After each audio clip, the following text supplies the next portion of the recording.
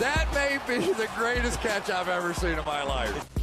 Okay, I know everybody loves these videos. We're going to go through, look at some real Dynasty trades now. We've been grabbing these a ton out of our locals community, but we decided, hell, this video, let's go over to Twitter. Let's see what the people of the Twitter world have been doing with their own Dynasty teams. So I grabbed, I think we have 6 or 7 trades to look at that I'm going to be happy to discuss. But before we get into it, go down there, drop a like, leave a comment, letting me know any Dynasty trade you have recently made, and I'm going to be trying to reply to as many of those as possible. I'm sure I'll end up replying to well over 100 of those comments. Subscribe to the channel if you have not done so already, and go get our in-depth Dynasty research book, over 100 pages. I will not stop talking about this because I am extremely proud of it. We are also about to launch our 2022 rookie draft guide as well. Both of those can be found on flockfantasy.com. Both of those are well over 100 pages of quality Dynasty information. And if you have not done so already, you can take advantage of a special offer we have with Underdog Fantasy. I'm sure y'all have seen me doing a ton of live drafts on Underdog, betting some player props on Underdog as well. Personally, my favorite platform, not even close. And if you go sign up for Underdog Fantasy and you use promo code FLOCK, they'll match your first deposit dollar for dollar up to 100. You will get a free copy of our Dynasty research book, and you will get our Dynasty startup rankings and our Dynasty rookie rankings updated for an entire month. So please take advantage of all of that. And I think that should be it. Let's go through. Let's dive into some of these trades. And our first one that we are going to be looking at is a simple deal between some contending rosters. You have Mike Williams, Myles Gaskin, and the 305 on one side of this, and then Leonard Fournette in the 301 on the other. And honestly, this is very easy to look at for myself. With Leonard Fournette, this is a running back that we had a little bit of a wild roller coaster this offseason with. Y'all know at the very beginning of the offseason, we even had the Rams winning the Super Bowl, before we even had the Bucks getting knocked out of the playoffs, I was coming out saying, okay, if you look at those Underdog best ball drafts, if you look at Dynasty ADP, people are severely overvaluing Leonard Fournette based on the fact that they are looking too in-depth with that 2021 production in the context that you had of the Tampa Bay Buccaneers offense, where we didn't know if Tom Brady would be back. We didn't know if Leonard Fournette would be back because he was an unrestricted free agent. So we were saying to sell high. Then his value cratered. And in those Underdog best ball drafts, he was going in the 7th round. In Dynasty startups, he was going after Rashad Penny. And all of a sudden, we said, the hate's gone too far. We went out there and said to go and buy Leonard Fournette. I am still going and paying the price for Leonard Fournette, even though it has increased. Because if you look at what we had last season in Tampa, Fournette went out there and proved that he had a bell cow workload. This was a running back that was averaging over 6 targets a game. This is a running back that, while yes, definitely benefited from the offense he was playing. And of course, you're going to benefit when you're playing with Tom Brady. It's not like the majority of his production actually came with his receiving or rushing touchdowns. Instead, it came with his raw volume. It was really weird. Once they got to the red zone, pretty much they were never handing it off to Leonard Fournette inside the 5-yard line. They were just allowing Tom Brady to drop back, throw it first and goal, throw it second and goal, throw it third and goal, throw it fourth and goal. I mean, you could clearly tell that they were out there stat padding for Tom Brady, which they should have been. I live in Tampa. Trust me, I love this situation that we are currently in. But if we look at Fournette, this production is very sustainable in the same draft class as Mike Williams. Now, I would say Mike Williams is most likely going to age better over the coming seasons, just given the fall off we have for a receiver compared to running back. But still, give me the elite production of Leonard Fournette now. Was a top 5 running back last year. Should be no reason that he is not a running back 1 this season compared to the volatility that we are going to have with Mike Williams, and nothing close to the top end production over this next season. And the small pieces on this, Myles Gaskin in the 305 versus the 301. literally they don't even matter. I mean, if you're looking at Myles Gaskin, I would not be surprised if this is a running back that people are cutting off their dynasty rosters next offseason. I mean, we've clearly seen the Miami Dolphins go out there and address the need at the position by giving Chase Edmonds a crap ton of money, by signing another depth running back with Raheem Mostert. Gaskin clearly does have some receiving game upside, but I think if we're talking about some pretty large pieces here with Leonard Fournette, with Mike Williams, Gaskin is just a throw-in, to say the least. So yeah, I'm going to be leaning with Fournette here. And now let's go over to our next trade. This is going to be a little bit of a bigger deal. 12-team Superflex League. You have someone acquiring Kyler Murray. And with Kyler Murray, this is a quarterback that I'm completely fine buying low on, because if you look at his rushing touchdown total from 2020 and you compare that to 2021, it honestly was too far of a fall off. You knew that he was going to regress down slightly. There's no way in hell Kyler Murray was going to continue to vulture rushing touchdowns at the goal line as frequently as he did in 2020. But for James Conner to go out there and average 1.2 total touchdowns per game this past season, with Chase Edmonds scoring touchdowns as well, I mean, that's not necessarily going to be the case every single game going forward. I think that rushing touchdown mark can actually come back up for Kyler Murray. I think this Arizona Cardinals offense, which definitely failed near the end of the last season, yes, they struggled. They looked very bad. But I think we can blame that on the departure of DeAndre Hopkins from this offense. I mean, if we look at DeAndre Hopkins, while I know that he is definitely on the downside of his career arc, I understand that he's not getting any better anytime soon. He is still one of the premier wide receiver talents at the NFL level. I'm not going to be surprised if the Arizona Cardinals go out there and invest into a receiver, especially in the second round of this year's draft. I mean, you could easily see them going out there and grabbing someone like Dotson if he were to fall to him. And with this team having Rondale Moore to step into that Christian Kirk role, I'm not too worried about the situation that Kyler Murray is going to be placed in. He has the elite rushing upside. With Kyler, we know that you can pretty much pencil him in as a top 10 quarterback for the foreseeable future. And if we go over to the side of Davis Mills, yes, you're getting a starting young quarterback with Davis Mills, the 104 and the 105. And with these rookie picks, they are intriguing. Of course, you pretty much have no chance of getting Breece Hall or getting Malik Willis. That's no. I mean, we can all get on board saying that they will be off at the 101 and the 102. Worst case scenario, one of them falls to the 103. But with these picks, you're going to be looking at that tier of elite wide receivers, possibly a receiver that lands in either Green Bay or Kansas City, and then on top of that, Kenneth Walker, dependent on landing spot. So if we just play the what if game, would we rather have Garrett Wilson, Drake London, and Davis Mills versus Kyler Murray? Well, trust me, I love me those wide receiver prospects. If we're talking about cornerstone assets in a 12-team Superflex format, that quarterback spot specifically in Kyler Murray is going to be so much more valuable. And I can sit here and I can talk about, oh yeah, Davis Mills looked good his rookie season. And I will be the first person to admit Davis Mills looked much, much, much better his rookie year than I was expecting. But at the end of the day, does it matter? Because if we look at the prototype of a quarterback Davis Mills is, if we look at the situation he's in Houston, if you ever have to play Davis Mills, even in your Superflex spot, for more than a 3-week stretch outside of an injury to one of your other quarterbacks, you're not a contending team. He doesn't have access to the ceiling that you would look for a player to make a difference in your 12-team Superflex League if you are a true contender. He doesn't really have the ability to be flipped for a 2023 first either. I don't even think if you try to trade Davis Mills and a second for a 2023 first, that's going to go through. So I'm fine paying this price, going out there and getting that stud in Kyler Murray. Maybe I am underrating Davis Mills a bit here, but I'm fine paying this for Kyler.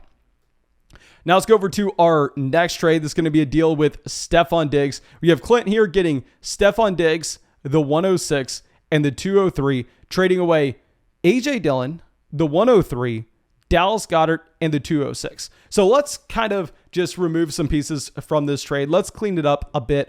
I think that we can say that the 206, the 203, they're so small in this trade that if we just remove them, it will make things a little bit easier to see. And if we go and break down, would you rather have the 106 versus Dallas Goedert and A.J. Dillon?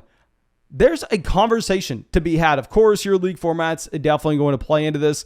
Now, personally, if we look at the prospects that you are going to potentially walk away with at the 106, as we previously discussed, you can get one of those elite level wide receivers. You could get Drake London, Garrett Wilson, Treylon Burks. You could get a Kenneth Walker. I mean, if we just go through and break down the tiers in this rookie class, you have those top 2 guys, Malik Willis, Breece Hall. You have the 3 elite receivers. You have the great running back prospect in Kenneth Walker, and possibly Kenny Pickett finds himself in a good situation with draft capital as well. Possibly you have the Chiefs taking a receiver that we're not thinking about right now, like George Pickens, and all of a sudden he's in consideration for the 106. So I think we can say with confidence that that 106 is at least worth Dallas Goedert and A.J. Dillon. This is coming from someone who, trust me, drafted A.J. Dillon more aggressively than anybody else back in 2020. This was a running back that checked a lot of boxes for us. He had the capital, he had the size, he had the speed. The only thing he was lacking was that receiving game upside, but Dynasty players knew that, pushed him way, way down the draft board back in 2020. So if we look at this and say Stefan Diggs versus the 103, I'm probably going to take Diggs, but it's marginal. But think about how we broke down this trade. We removed the 203 and the 206, so you got a marginal upgrade there. Versus the 106 versus Dallas Goedert, A.J. Dillon, I slightly prefer the 106, but it's marginal. Stefan Diggs versus the 103, I slightly prefer Stefan Diggs, but it's marginal. They're all very close, and I can see an argument to be made for any side of that. But if we add up all those marginal upgrades, I think that the Stefan Diggs side has more value here. Maybe if you're playing in a league where you have to start 2 tight ends, then we pivot over and we go with Dallas Goedert. But I like this Diggs deal, especially on a contending roster. Now let's go over to a trade that I am interested in, but every single time I get sent one of these on locals, I don't want to say I roll my eyes, but I do kind of question why people are doing this. Very, very rarely do I see a 3-team trade that makes sense. 9 times out of 10, it's 2 owners screwing 1. Where they send me the trade, I'm like, okay, why would team 3 ever even consider this? If I was team 3, I would never talk to y'all again. This trade looks like it makes some sense, though. This trade, I could see every owner walking away feeling like they won the deal. And let's just break it down piece by piece. The first side of this is Davante Adams, Elijah Moore, and a first-round pick versus Alvin Kamara, DJ Moore, the 109, and a future second. Now, if you ask me, who do I prefer between Davante Adams, Alvin Kamara? Before the trade, oh my gosh, it's easily Adams. I'm not even thinking about it. Why are you asking? Now, after the trade, I understand Kamara has some off-the-field concerns. I understand the New Orleans Saints offense definitely has their own concerns as well. But it's at least reasonable to be asking this question. And if we go through and add in that 2024 second round pick and we say, do you want Davante Adams or Alvin Kamara in a second? I think that those are 2 equivalent sides based on your team structure. Then we also look at Elijah Moore in a future first versus DJ Moore in the 109. Now, with that 2024 first round pick being so far out in the future, I clearly am going to prefer the DJ Moore and the 109 versus Elijah Moore and that 2024 first, but I could easily see other people preferring Davante Adams over Alvin Kamara in the second. So looking at the trade in 2 separate parts like that, I think it makes sense for the top team and probably is fair on both sides. Now, if we go down to our second roster, this is the team that's going to be receiving DJ Moore and is sending the combination of Bryan Edwards and Elijah Moore. Now, personally, I think Bryan Edwards literally is a player that is barely on your roster, that has absolutely no value whatsoever. This trade just comes down to, do you prefer DJ Moore or Elijah Moore? Loved Elijah Moore as a prospect coming out of Ole Miss. Speaking on our wide receiver prospect process, I mean, this is a player that when he got to Ole Miss, he was on a roster with DK Metcalf, A.J. Brown, Dawson Knox. So he didn't break out as a true freshman, but you can't hold that against him. You have to look at the context of the situation. Then he broke out his sophomore year, over 800 receiving yards when the next best receiving option on the team didn't even crack 200. And then his junior year at Ole Miss, he averaged over 150 receiving yards a game. Elijah Moore is a fantastic prospect, but he ain't no DJ Moore. He's not DJ Moore. DJ Moore is a top tier player. Yes, a very bad quarterback situation, but still at the end of the day, this is a wide receiver that we have seen 1,000-yard season, 1,000-yard season. 1,000-yard season over and over and over again. Just got that contract. And while, yes, DJ Moore does have a bad quarterback situation, are we really going to sit here and try to pretend like Zach Wilson is everything that people thought he was in the draft? He's not. So give me DJ Moore with this side. And our last deal is going to be Alvin Kamara, Bryan Edwards, the 109, and a future second, Devontae Adams, and a first. So if we go back, speaking on the fact that I think Kamara in the second round pick is probably about equivalent to Devontae Adams, and then you have the 109 versus a 2024 first. I think this is another very fair trade. I personally probably would, I don't even know where I'd go here. Nonetheless, I just want to applaud everybody. This is one of the very rare 3-team deals that I think makes sense for pretty much everybody involved. Now let's go over to our next trade. It's going to be another Elijah Moore trade. Like I said, I understand. Good. His rookie season had some flashes. Fantastic prospect. Loved him as a prospect. But still, this is another side that I'm probably going to go with the opposite end of the spectrum. We're going to go with Deshaun Watson here. You have Elijah Moore, the 110, and a 2023 first-round pick for Deshaun Watson and a 12-team Superflex format. Going back to what we were discussing with Kyler Murray, when you're trading for these quarterbacks that are cornerstone assets for your dynasty roster, I really have no hesitation to go out there and overpay for them. I think it's very hard to overpay for Mahomes, for Herbert, for Kyler, for Burrow, for Lamar, for Deshaun Watson. He is in that tier. Deshaun Watson is a top 5 player in Dynasty for me. I know we're tired of me talking about this, but the 4 years we have from Deshaun Watson to look at, on average, he's about the quarterback 3 in fantasy on a per game basis. He's 1 year older than Joe Burrow. He just got the most guaranteed money from any player in NFL history, and it wasn't even close. And that was after his organization went out there and traded 3 first-round picks to get him. So the Cleveland Browns have more invested into Deshaun Watson than any team has ever invested into an individual player, which tells me that the odds Deshaun Watson suspended for an entire year, probably pretty slim. Probably slim to none, to be completely honest. I'm going to be going out there continuously overpaying for these stud quarterbacks. Watson is in that tier. I understand that, yes, he has a worse receiving core in Cleveland than he did back in his years in Houston, but also he has a significantly better offensive line. You're looking at the coach no longer being Bill O'Brien, the general manager no longer being Bill O'Brien. I'm fine calling Deshaun Watson an elite quarterback right away. And now our next trade is kind of funny because it's very similar to a real-life NFL trade that we saw. A team decided to give away Tyreek Hill and Kenneth Gainwell, so essentially just Tyreek Hill, and they got back Rashad Bateman, the 103, a 2024 first, a 2023 second, and Chuba Hubbard. So Chuba Hubbard, Kenneth Gainwell, I mean, pick your poison, move them out of the deal. We're essentially looking at someone trading Tyreek Hill for Rashad Bateman, the 103, a future first, and a second. Now, I love this deal. I am not a big Rashad Bateman fan, but if we're talking about moving off of one of these elite veteran wide receivers at the perfect time for the perfect price, I think this makes a lot of sense. Because if we just talk about the flexibility that you're going to have on this roster, there's a chance that you're able to take Rashad Bateman in that future second and pivot over to a receiver that you like slightly more. Like if I could trade Bateman in that second and go get Hollywood Brown, and all of a sudden I traded Tyreek Hill for Hollywood Brown and picked up a couple extra first round picks where we can go move those first round picks for whatever we may need during the year. Maybe you want to trade that 103 and you want to get back, say, the 201 and a future first at the same time, like a 2023 first. There are so many different pathways you can take with that entire package, including the picks, because as we always talk about, having a rookie pick is like having a dollar. It's like the United States dollar. Everybody's going to take it. You can go get whatever you want with it, where Tyreek Hill is like having a bar of gold.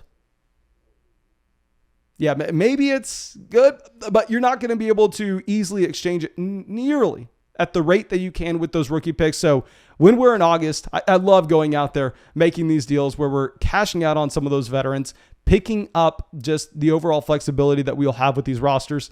And I want to give a shout out to this last trade. Now, not going to talk about this too much, but Cam Akers in the 101 versus Najee Harris in the 205. Y'all know my opinion on Breece Hall. Not going to talk about him that much longer. I'll repeat myself. As a prospect, he's elite. Truly special. Looks like Mixon. Has the size, the receiving down capability, has the speed. He's probably going to get drafted highly with the opportunity. Was hyper productive in college. There's nothing else you can ask for from your running back prospects. And if you look at the boxes he checks and how he grades out in our model, there's not a single bust on that list that grades out as highly as he does, assuming he's drafted in the top 40 picks of the NFL draft. Now, if we also look at Cam Akers as a running back that I definitely prefer over the 205. Now, I understand, yes, definitely, he did have a down playoff stretch, which a lot of people are going to focus in on. He was injured. He wasn't even supposed to come back from the torn Achilles. I'm happier that Cam Akers came back from that torn Achilles, showed us that he's going to be able to play football, and sucked while doing so, than I would have been if he just never came back at all and we were sitting around wondering what his rehab was looking like. Now he has the entire offseason to prepare for 2022. I really like this deal. Give me Akers. Give me Breece Hall. I think the gap between Breece Hall and Najee Harris is not nearly as large as a lot of people are going to make it out to be. Now, of course, thank you all so much for being a part of the Flock Sporting channel. Hope y'all enjoyed this video. Hope you go down there, drop that like, leave a comment, letting me know any Dynasty trades you have recently made. I'm going to be trying to reply to as many of those as I possibly can. Subscribe to the channel. Go get our Dynasty research book. Go get our Dynasty rookie draft guide. Pre-order that draft guide on flockfantasy.com. Yeah, that's all I got for you. Thank you again. Hope you have a great day.